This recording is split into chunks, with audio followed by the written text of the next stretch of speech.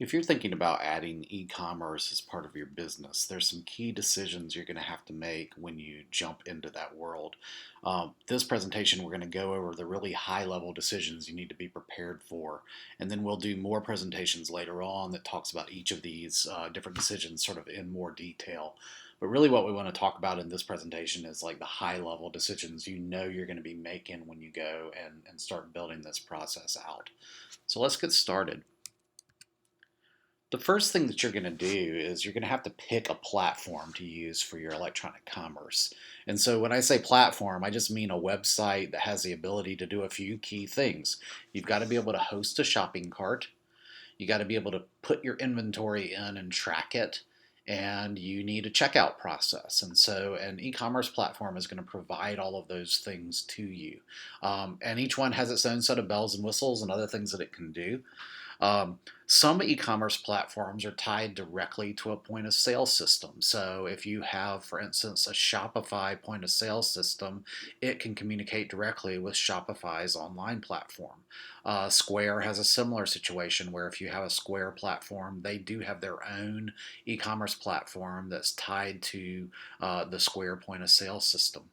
Um, Other platforms are designed to embed an existing content management system. So if you've got a WordPress website, for instance, you could actually get a platform called WooCommerce that's designed to work with WordPress and sort of do your whole e-commerce operation inside your WordPress website. And some of those platforms that work in WordPress, like WooCommerce, do connect to a point of sale payment system. So don't think that just because you have Shopify or Square, you have to use their platform.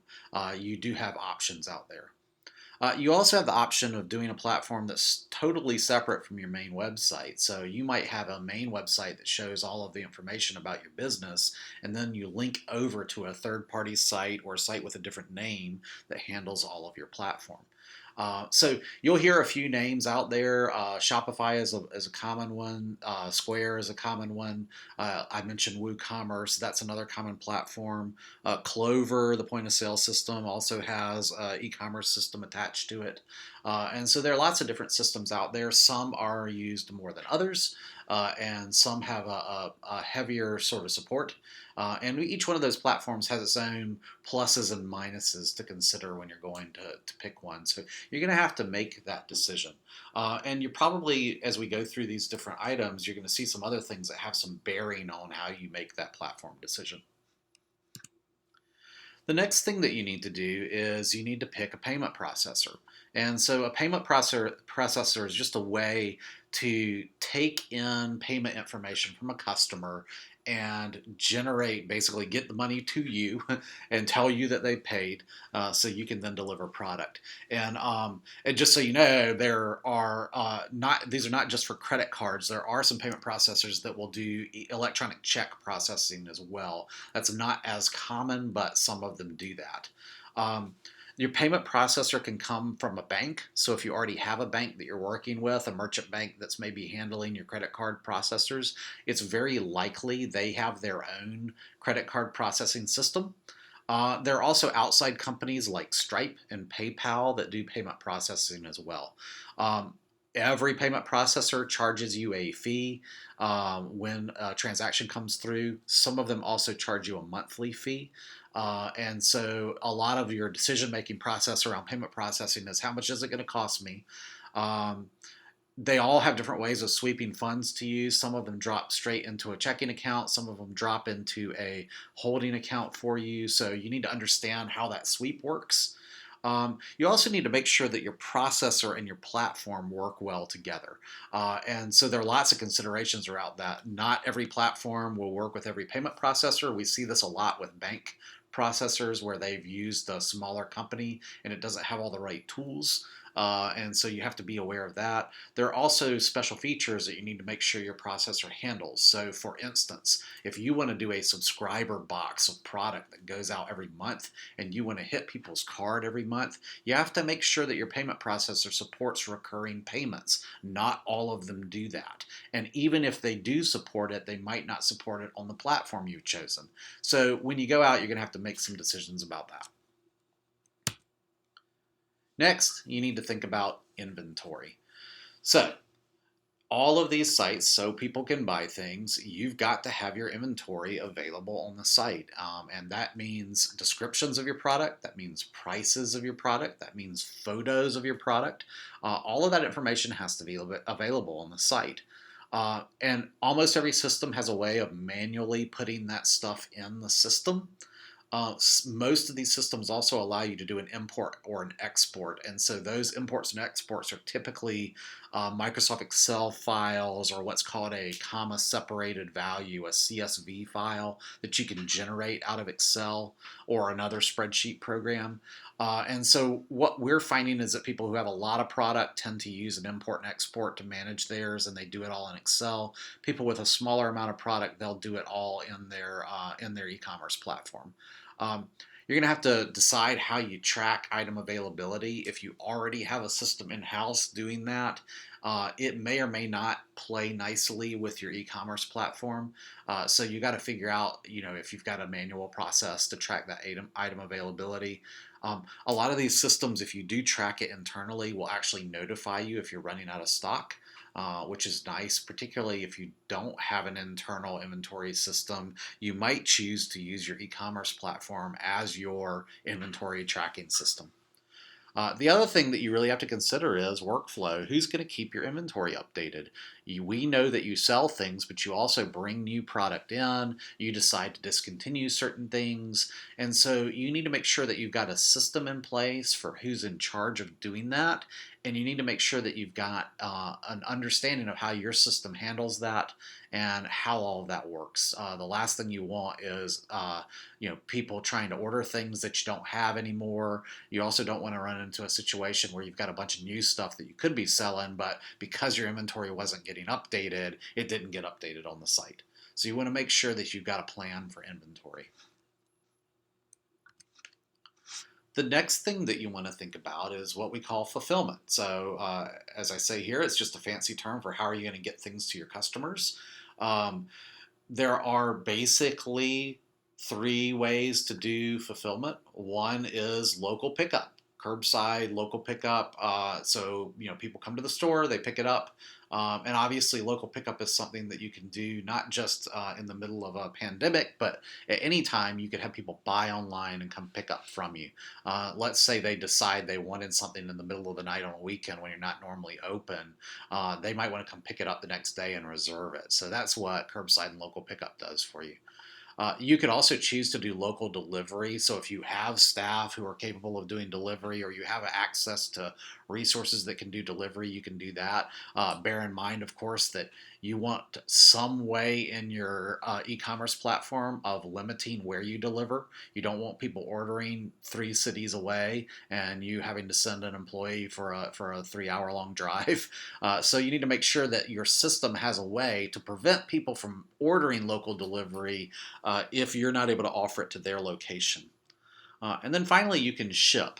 And so if you decide to ship, there's a whole range of different decisions you have to make about shipping. Who are you going to use to ship? How are you going to price it? And all that sort of thing. And we'll be talking about that in another presentation. But shipping is definitely something that you can consider. And if you're going to add electronic commerce, even if you're not planning on doing shipping immediately, it should be on your radar long term, because some people do want things shipped. They might be right outside of your delivery zone. They might be just a little bit too far away to come into the store. So there are lots of reasons people might want shipping. And there are lots of ways to sort of think about your inventory and your store in a way that make that shipping a little bit easier to deal with. Now let's talk a little bit about notifications. These orders are going to come in, and it's not like a customer standing at your counter waiting to check out. You need to know that an order has come in. And so most of these systems have a notification system that allows you to know that an order has come in. Most of those are tied to email. And so you got to figure out, do you have the right email addresses? Who's checking the email? Is there a way to get alerted? And depending on your business, the urgency of these notifications goes up. If you're a restaurant and you're telling people that it's going to take 20 minutes for an order to be ready, you better make sure you're getting notification of that order right when it comes in, instead of 15 minutes later and giving you 5 minutes to prep. So figure out who in the organization is going to be responsible for that and how you're going to manage it. You need to think about whether you're going to have specific online ordering hours.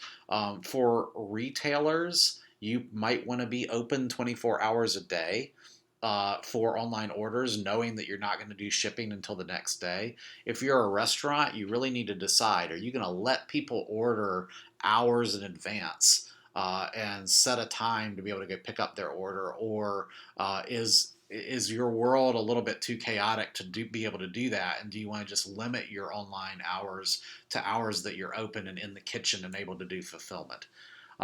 The other thing you're going to need to consider is, do you need equipment in-house to make all this happen?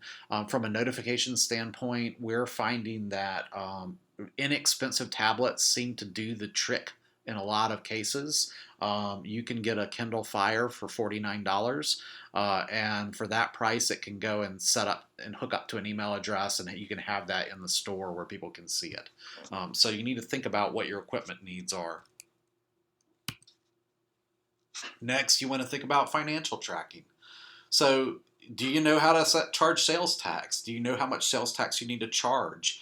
Do you have different sales tax models for different products you have? So, if you're a restaurant that's serving food, but you also say have hard goods like mugs or T-shirts, that sort of thing, you probably have two different tax structures for those products, and you need to make sure that the system's charging it correctly.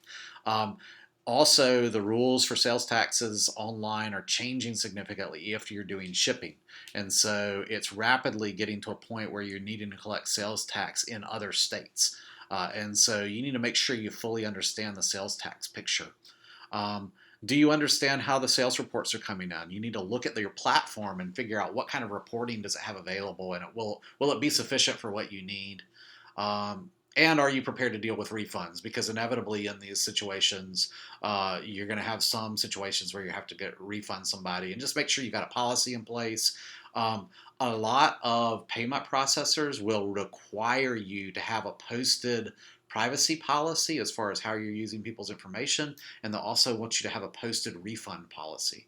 And so you need to make sure you've thought about that before you leap in with both feet.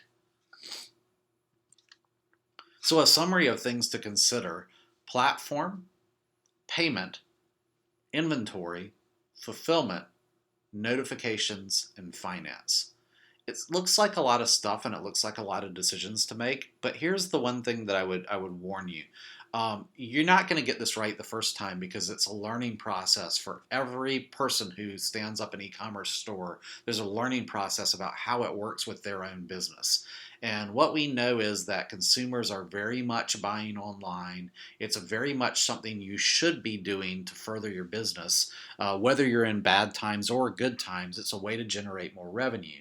And so what we always recommend to people is try to answer these questions as best as you can, but bear in mind that you might have to change something, because you might learn something about how your business works with online that you couldn't anticipate earlier. And so the main thing is, if you know these are the decisions, the primary decisions you're going to make, you can start doing some planning on how you're going to build this thing out, and you know what kind of questions are going to be asked as you're sort of going down the road. Keep your eyes out. We'll be adding additional presentations about each of these topics and digging deeper into each of these topics in other presentations.